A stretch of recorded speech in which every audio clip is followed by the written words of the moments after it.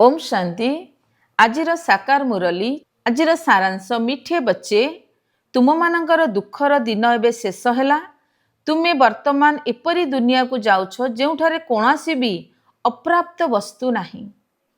प्रश्न केउ दुईटी शब्दर रहस्य तुम मानक बुद्धि रे थिबा कारणरू पुराना दुनिया प्रति तुमर बेहदर वैराग्य आसुछि। उत्तर उत्थान एवं उन्नतिर कला एवं पतन अर्थात खसिबार कला रहस्य तुम मानक बुद्धि रे रहिछि। तुमे माने जानिछ अधा कल्परू आमे तळकु तळकु खसी आसीछु। वर्तमान हेउछि चढ़िबार समय। बाबा आमको नररु नारायण हबार सत्य ज्ञान देवा पई आसीछंदी। आम पई एबे कलिजुग शेष हैला। आमको नुआ दुनिया को जिबाकू हबो। सेथि पई एही दुनिया प्रति एबे बेहदर वैराग्य आसुछि। गीत धीरज धर मनुआ अब सुख का दिन आ रहा है। ओम शांति। मीठा मीठा आत्मिक संतान माने गीत शुणिले आत्मिक पिता बसी बुझाउछंदी यह एकमात्र पुरुषोत्तम संगम जुग जो समय रे कि कल्प कल्प बाबा आसी आत्मिक संतान माननकु पढ़ाउछंती, राजयोग शिखाउछंती। बाबा आत्मिक संतान माननकु कहउछंती मनुआ अर्थात आत्मा, हे आत्मा धैर्य धर। बाबा आत्मा मानक सहित वार्तालाप करुछंती। एही शरीरर मालिक आत्मा अटे। आत्मा कहूछि मु अविनाशी आत्मा, मोर एही शरीर विनाशी अटे। आत्मिक पिता कहउछंती मु थरे मात्र कल्पर संगम रे आसी तुम मानकु धैर्य देउछि जे एबे सुखर दिन आसुछि। तुमे एबे दुखधाम रौरव नरकरे रहिछ। केवल तुमे नुहे सारा दुनिया रौरव नरकरे रहिछि। तुमे जो माने मोर संतान होइछ एबे रौरव नरकरु बाहरी स्वर्ग को जाउछ। सत्ययुग, तृतीय युग, द्वापर बीतीगला। कलिजुग मध्य तुम पाई बीतीगला। तुम पाई एहा पुरुषोत्तम संगम युग अटे। जो समय कि तुमे तम प्रधान सत्व प्रधान होउछ, आत्मा सत्व प्रधान होई गले एही शरीर मध्य छाड़ी देबे। सत्व प्रधान आत्मा को सत्य जुगरे नुआ शरीर आवश्यक। सेठारे सबु किछि नुआ हब। बाबा कहउछंदी पिला माने एबे दुखधाम रु सुखधाम को जिबाकू हब। सेथि पई पुरुषार्थ करिबाकू हब। सुखधाम रे एही लक्ष्मी नारायणकर राजत्व थिला। तुमे नररु नारायण हबा पई पुरुषार्थ करूच। एहा सत्य नररु नारायण हबार ज्ञान अटे। भक्ति मार्ग रे प्रत्येक पूर्णिमा तिथि रे सत्य नारायण कथा शुणी शुणी आसीछ। किंतु ताहा होछि भक्ति मार्ग, ताकू सत्य मार्ग कुहा जीव नाही। ज्ञान मार्ग होछि सत्य मार्ग। तुमे सीढ़ी ओल्हाई ओल्हाई मिथ्या खंडरे आसी पहुंचीच। एबे तुमे जानिछ सत्य बाबांग ठारू आमे एही ज्ञान प्राप्त करी 21 जन्म पर्यंत देवी देवता हेउछु।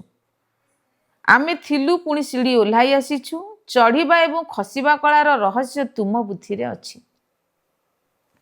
भाबुछंती मध्य हे बाबा आसी हमकु पवित्र कर। एकमात्र बाबा ही पवित्र कराउछंती। बाबा कहउछंती पिला माने तुमे सत्य जुगरे विश्वर मालिक थिल, बहुत धनवान आ सुखी थिल। एबे बाकी अल्प समय रहिछि। पुराना दुनियार विनाश सम्मुखरे उपस्थित। नुआ दुनियारे एक राज्य एक भाषा थिला, ताकू कुहा जाए अद्वैत राज्य। एबे केते दैत्यमत होई जाइछि। अनेक भाषा मान रहिछि। जेपरि मनुष्य मानकर वृक्ष बढ़ी चलीछि, भाषा रूपी वृक्ष मध्य बढ़ी चलीछि। या परे पुणी गोटिए रास्ता हब। गायन रहिछि ना, विश्वर इतिहास भूगोलर पुनरावृत्ति होई चलीछि। मनुष्य माने किछि बुझी पारु नाहांती। बाबा ही दुखर पुराना दुनिया को बदलाई सुखर नुआ दुनिया स्थापन करुछंती। लेखा जाइछि प्रजापिता ब्रह्मांक द्वारा देवता धर्मर स्थापना। यह हेउछि राजयोगर पाठपढ़ा।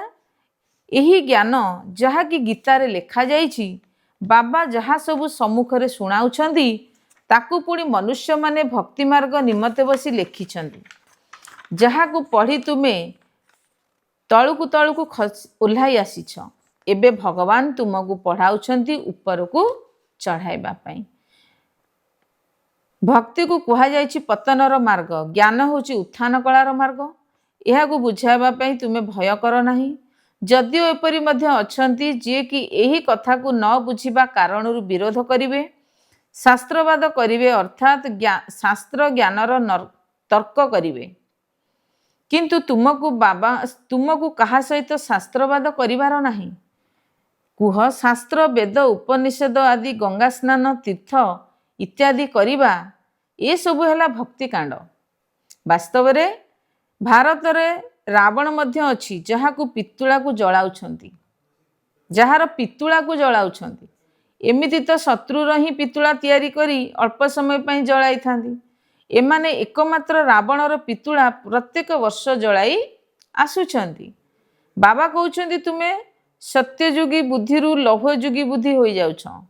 ତୁମେ କେତେ ସୁଖୀ ଥିଲ, ବାବା ସୁଖଧାମର ସ୍ଥାପନା କରିବା ପାଇଁ ହିଁ ଆସିଥାନ୍ତି। ପରେ ଭକ୍ତି ମାର୍ଗ ଆରମ୍ଭ ହେଲେ ପୁଣି ଦୁଃଖ ହୋଇଯାଇଥାଏ। ପୁଣି ସୁଖଦାତାଙ୍କୁ ମନେ ପକାଇଥାନ୍ତି। ତାହା ପୁଣି ନାମକୁ ମାତ୍ର କାହିଁକି ନା ତାଙ୍କୁ କେହି ଜାଣି ନାହାନ୍ତି। ଗୀତାରେ ନାମ ବଦଳାଇ ଦେଇଛନ୍ତି। ପ୍ରଥମେ ତୁମେ ଏହି କଥା ବୁଝାଅ ଯେ ସର୍ବୋଚ୍ଚ ଭଗବାନ ଜଣେ ହିଁ ଅଟନ୍ତି। ତାଙ୍କୁ ହିଁ ମନେ ପକାଇବା ଉଚିତ। ଜଣଙ୍କ ସ୍ମୃତିରେ ରହିବାକୁ ହିଁ ଅବ୍ୟଭିଚାରୀ ସ୍ମୃତି ଅର୍ଥାତ୍ ଅବ୍ୟଭିଚାରୀ ଜ୍ଞାନ କୁହାଯାଏ। ତୁମେ ଏବେ ବ୍ରାହ୍ମଣ ହେଉଛ, ତେଣୁ ଭକ୍ତି କରୁନାହଁ। ତୁମ ପାଖରେ ଜ୍ଞାନ ଅଛି, ବାବା ପଢ଼ାଉଛନ୍ତି, ଯାହାଦ୍ୱାରା ଆମେ ଏହିପରି ଦେବତା ହେଉଛୁ। ଦୈବୀ ଗୁଣ ମଧ୍ୟ ଧାରଣ କରିବାକୁ ହେବ। ସେଥିପାଇଁ ବାବା କହୁଛନ୍ତି ନିଜର ଚାଲିଚଳନର ଚାର୍ଟ ରଖ, ତେବେ ଜଣାପଡ଼ିବ ଯେ ମୋ ପାଖରେ କୌଣସି ଆସୁରୀ ଗୁଣ ନାହିଁ ତ। ପ୍ରଥମ ଅବଗୁଣ ହେଲା ଦେହ ଅଭିମାନ। ପୁଣି ପ୍ରଥମ ଶତ୍ରୁ ହେଲା କାମ ବିକାର। କାମ ବିକାର ଉପରେ ବିଜୟ ପ୍ରାପ୍ତ କରିବା ଦ୍ୱାରା ତୁମେ ଜଗତଜିତ ହୋଇଯିବ। ଏହା ହିଁ ତୁମର ଲକ୍ଷ୍ୟ ଆଉ ଉଦ୍ଦେଶ୍ୟ ଅଟେ। ଏହି ଲକ୍ଷ୍ମୀ ନାରାୟଣଙ୍କ ରାଜ୍ୟରେ ଅନେକ ଧର୍ମ ନଥିଲା। ସତ୍ୟ ଯୁଗରେ ଦେବତାମାନଙ୍କର ହିଁ ରାଜ୍ୟ ଥିଲା। କଳି ଯୁଗରେ ଥାଆନ୍ତି ମନୁଷ୍ୟ, ଯଦିଓ ସେମାନେ ବି ମନୁଷ୍ୟ କିନ୍ତୁ ଦୈବୀ ଗୁଣଧାରୀ ଅଟନ୍ତି। ବର୍ତ୍ତମାନ ସମସ୍ତେ ମନୁଷ୍ୟ ଆସୁରୀ ଗୁଣଧାରୀ ଅଟନ୍ତି। ସତ୍ୟ ଯୁଗରେ କାମ ମହାଶତ୍ରୁ ନଥାଏ।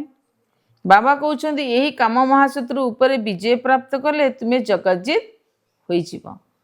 ସେଠାରେ ରାବଣ ରହିବ ନାହିଁ, ଏ କଥା ମଧ୍ୟ ମନୁଷ୍ୟ ବୁଝିପାରୁ ନାହାନ୍ତି। ସତ୍ୟ ଯୁଗରୁ ଖସି ଖସି ତମ ପ୍ରଧାନ ବୁଦ୍ଧି ହୋଇଯାଇଛନ୍ତି। ଏବେ ପୁଣି ସତ୍ୱପ୍ରଧାନ ହେବାକୁ ପଡ଼ିବ। ସେଥିପାଇଁ એકમાત્ર ଔଷଧ ହେଉଛି ବାବା କହୁଛନ୍ତି ନିଜକୁ ଆତ୍ମା ଭାବି ବାବାଙ୍କୁ ବା ମୋତେ ମନେ ପକାଇଲେ ଜନ୍ମ ଜନ୍ମାନ୍ତରର ପାପ ଭସ୍ମ ହୋଇଯିବ। ତୁମେ ପାପକୁ ଭସ୍ମ କରିବା ପାଇଁ ଆସିଛ ଏବଂ ଆଗକୁ ଆଉ ପ୍ରାପ୍ତ କରିବା ଅନୁଚିତ, ନଚେତ୍ ତାହା 100 ଗୁଣା ହୋଇଯିବ। କାମ ବିକାରଗ୍ରସ୍ତ ହେବା ଦ୍ୱାରା 100 ଗୁଣା ଦଣ୍ଡ ମିଳିଯିବ। ସେମାନେ ପୁଣି ମୁସ୍କିଲରେ ଉପରକୁ ଚଢ଼ିପାରିବେ। ପ୍ରଥମ ନମ୍ବରର ଶତ୍ରୁ ହେଉଛି କାମ ବିକାର। 5 ମହଲାରୁ ଖସି ପଡ଼ିଲେ ହାତ ଗୋଡ଼ ଏକଦମ ଭାଙ୍ଗିଯିବ, ମୃତ୍ୟୁ ମଧ୍ୟ ହୋଇପାରେ। ଉପରୁ ଖସିବା ଦ୍ୱାରା ଏକଦମ ଖଣ୍ଡ ବିଖଣ୍ଡିତ ହୋଇଯାଆନ୍ତି। ବାବାଙ୍କ ସହିତ କରିଥିବା ପ୍ରତିଜ୍ଞାକୁ ଭାଙ୍ଗି କଳା ମୁହଁ କଲେ, ଅର୍ଥାତ୍ ଆସୁରୀ ଦୁନିଆକୁ ଚାଲିଗଲେ, ଏଠାରେ ମରିଗଲେ, ତାଙ୍କୁ ବ୍ରାହ୍ମଣ ନୁହେଁ ଶୂଦ୍ର କୁହାଯିବ। ବାବା କେତେ ସହଜ କରି ବୁଝାଉଛନ୍ତି। ପ୍ରଥମେ ଏହି ନିଶା ରହିବା ଉଚିତ।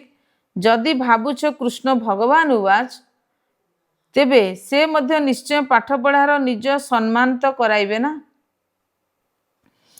କିନ୍ତୁ କୃଷ୍ଣ ତ ଭଗବାନ ହୋଇପାରିବେ ନାହିଁ। ସେ ତ ପୁନର୍ଜନ୍ମରେ ଆସୁଛନ୍ତି।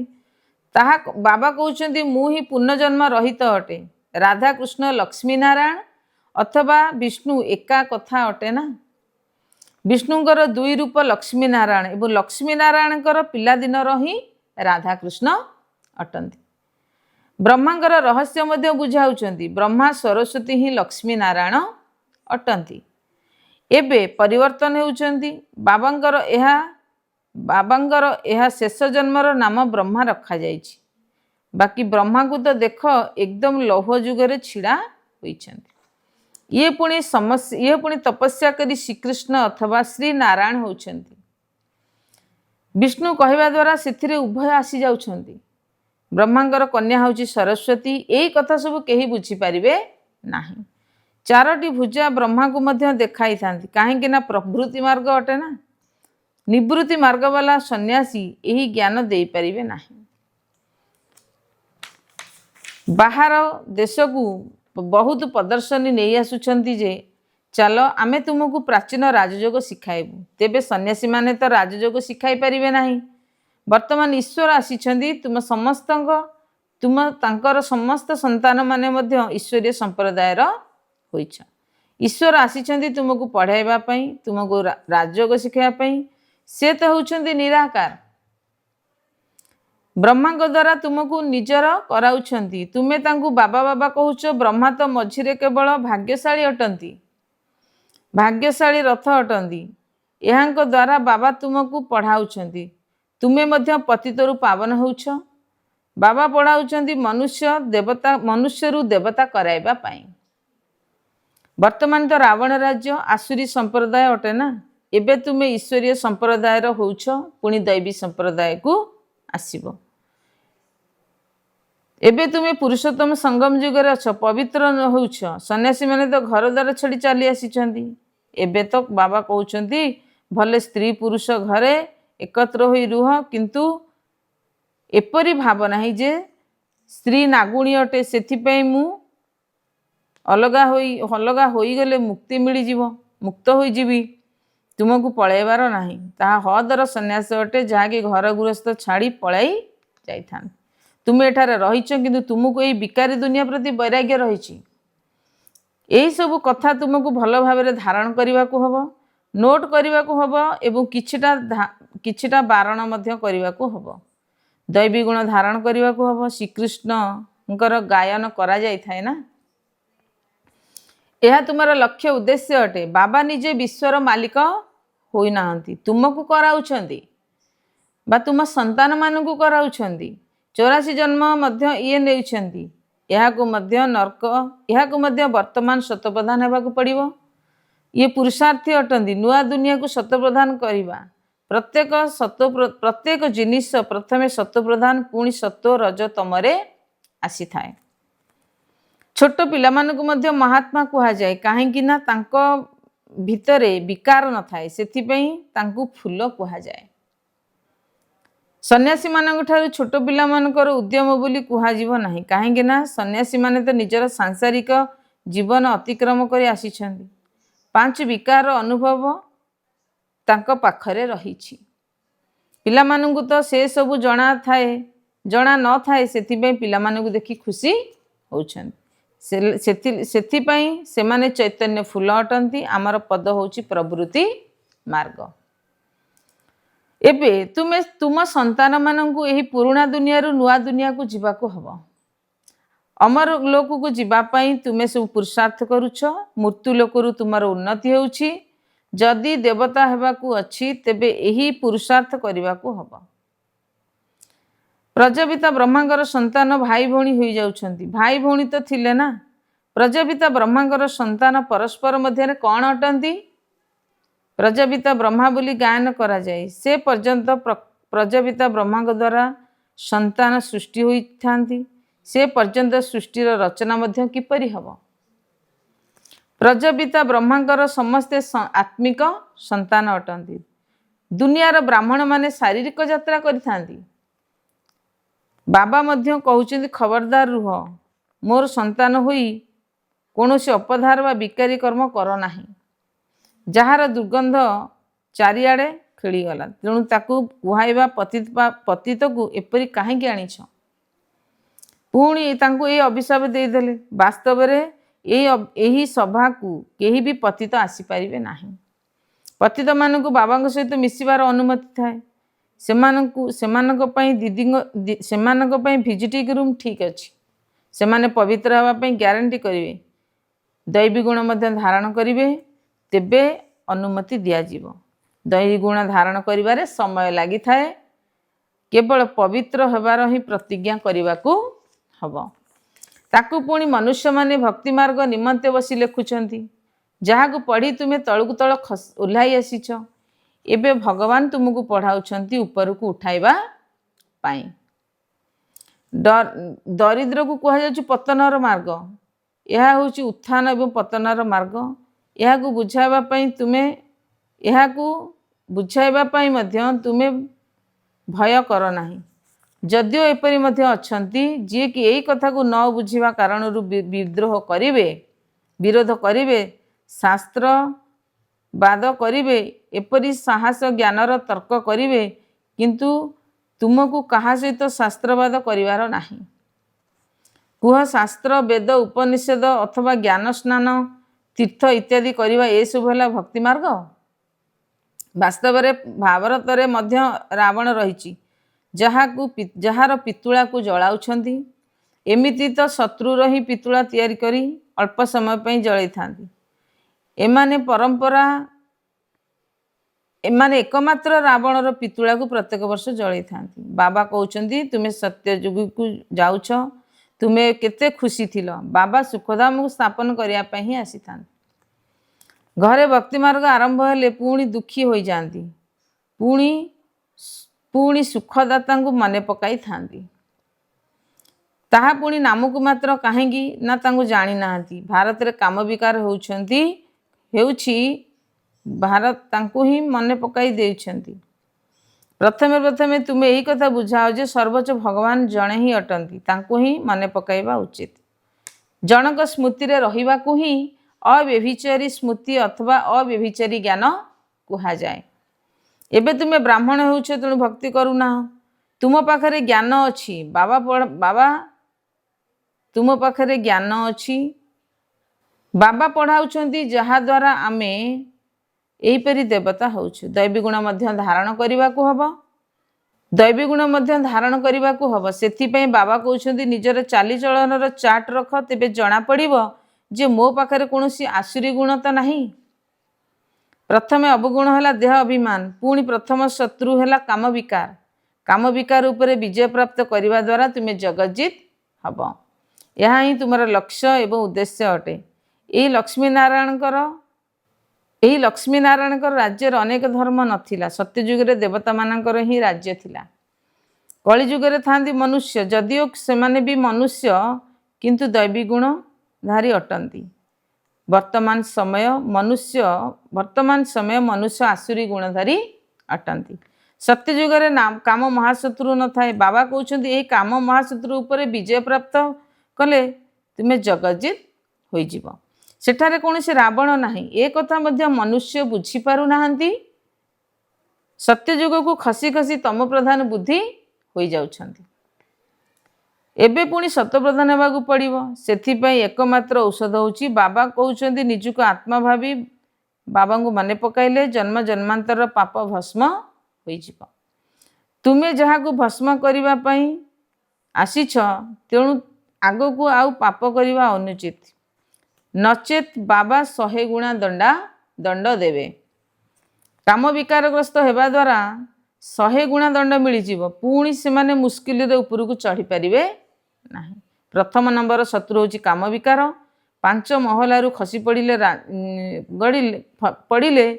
ହାତ ଗୋଡ଼ ଏକଦମ ଭାଙ୍ଗିଯିବ, ମୃତ୍ୟୁ ମଧ୍ୟ ହୋଇପାରେ। ଉପରୁ ଖସିବା ଦ୍ୱାରା ଏକଦମ ଖଣ୍ଡ ବିଖଣ୍ଡିତ ହୋଇଯାଇଥାନ୍ତି। ବାବାଙ୍କ ସହିତ ରହିଥିବା ପ୍ରତିଜ୍ଞାକୁ ଭାବି କଳା ମୁହଁ କଲେ, ଅର୍ଥାତ୍ ଆସୁରୀ ଦୁନିଆକୁ ଚାଲିଗଲେ। ତାଙ୍କୁ ବ୍ରାହ୍ମଣ କୁହାଯିବ ନାହିଁ। ବାବା କେତେ ସହଜ ରୀତି ବୁଝାଉଛନ୍ତି। ପ୍ରଥମେ ତ ଏହି ନିଶା ରହିବା ଉଚିତ। ଯଦି ଭାବୁଛନ୍ତି କୃଷ୍ଣ ଭଗବାନ ଉବାସ, ତେବେ ସେ ମଧ୍ୟ ନିଶ୍ଚୟ ପାଠପଢ଼ାର ସହିତ ନିଜ ସମାନ କରାଇବେ। କିନ୍ତୁ କୃଷ୍ଣ ତ ଭଗବାନ ହେଇପାରିବେ ନାହିଁ, ସେ ତ ପୁନର୍ଜନ୍ମରେ ଆସୁଛନ୍ତି। ବାବା କହୁଛନ୍ତି, ମୁଁ କି ପୁନର୍ଜନ୍ମ ରହିତ ଅଟେ। ରାଧାକୃଷ୍ଣ ଲକ୍ଷ୍ମୀନାରାୟଣ ଅଥବା ବିଷ୍ଣୁ ଏକା କଥା ଅଟେ। ବିଷ୍ଣୁଙ୍କର 2 ରୂପ ଲକ୍ଷ୍ମୀନାରାୟଣ ଏବଂ ଲକ୍ଷ୍ମୀନାରାୟଣଙ୍କର ପିଲାଦିନ ହିଁ ରାଧାକୃଷ୍ଣ ଅଟନ୍ତି। ବ୍ରହ୍ମାଙ୍କର ରହସ୍ୟ ମଧ୍ୟ ତୁମେ ଜାଣିଛନ୍ତି। ବ୍ରହ୍ମା ସରସ୍ୱତୀ ହିଁ ଲକ୍ଷ୍ମୀନାରାୟଣ ଅଟନ୍ତି। ଏବେ ପରିବର୍ତ୍ତନ ହେଉଛନ୍ତି। ଏହାଙ୍କର ଶେଷ ଜନ୍ମର ନାମ ବ୍ରହ୍ମା ରଖାଯାଇଛି। ବାକି ବ୍ରହ୍ମାକୁ ତ କୌଣସି ଏକଦମ ଲୌହ ଯୁଗରେ ଛିଡ଼ା ହୋଇଛନ୍ତି। ଇଏ ପୁଣି ତପସ୍ୟା କରି ଶ୍ରୀକୃଷ୍ଣ ଅଥବା ଶ୍ରୀନାରାୟଣ ହେଉଛନ୍ତି। ବିଷ୍ଣୁ କହିବା ଦ୍ୱାରା ସେଥିରେ ଉଭୟ ଆସିଯାଉଛନ୍ତି। ବ୍ରହ୍ମାଙ୍କର କନ୍ୟା ହେଉଛି ସରସ୍ୱତୀ। ଏହି କଥା ସବୁ କେହି ବୁଝିପାରିବେ ନାହିଁ। 4ଟି ବ୍ରହ୍ମାଙ୍କୁ ମଧ୍ୟ ଦେଉଛନ୍ତି, କାହିଁକି ନା ଏହି ପ୍ରବୃତ୍ତି ମାର୍ଗ ଅଟେ। ନିବୃତ୍ତି ମାର୍ଗ ବାଲା ସନ୍ନ୍ୟାସୀ ହିଁ ଏହି ଜ୍ଞାନ ଦେଇପାରିବେ ନାହିଁ। बाहर देशरू बहुतଙ୍କୁ प्रदर्शनी नहीं आसुचंती जे आमे जे चाल आमे तुमको प्राचीन राजयोग शिखाइबु। तेबे सन्यासी माने तो राजयोग शिखाई पाठ पढ़ी परिवे। सन्यासी माने तो राजयोग शिखाई पारिबे नहीं। वर्तमान ईश्वर आसीचंती, तुमे तांकर संतान माने एबे ईश्वरीय संप्रदाय होउछ। ईश्वर आसीचंती तुमको पढ़ाइबा पई, तुमको राजयोग शिखाइबा पई। से तो हेउछंती निराकार, ब्रह्मांग द्वारा तुमको निजर करिछंती। तुमे तांको बाबा बाबा कहूच। ब्रह्मा तो मझिरे कौनसी व्याख्या वाला अटंती, भागीरथी मध्य अटंती। यहाँ द्वारा बाबा तुमको पढ़ाउछंती। तुमे मध्य पतित रु पवित्र होउछ। बाबा बुझाउछंती मनुष्य देवता करिया पई। वर्तमान तो रावण राज्य आसुरी संप्रदाय अटे ना। एबे तुमे ईश्वरीय संप्रदाय होउछ, पुणी दैवी संप्रदाय हब। एबे तुमे पुरुषोत्तम संगम जुगरे अछ, पवित्र होउछ। सन्यासी माने तो घर बार छाड़ी चली जाउछंती। एठारे तो बाबा कहउछंती भले स्त्री पुरुष गले घरे एकाठी होई रुह, किंतु एपरी ज्ञान नाही, एपरी भाव नाही जे मोर नागुण, एपरी भाव नाही जे स्त्री नागुणी अटे, सेथिपाई मु अलगा होई गले मुक्त होई जीवी। तुमको पढ़ाइबार नाही। ताहा हला हदर सन्यास, जहाँकि घर द्वार छाड़ी पलाई थांती। एठारे तुमे रहिछ, किंतु तुमको ये विकारी दुनिया प्रति वैराग्य रहिछि।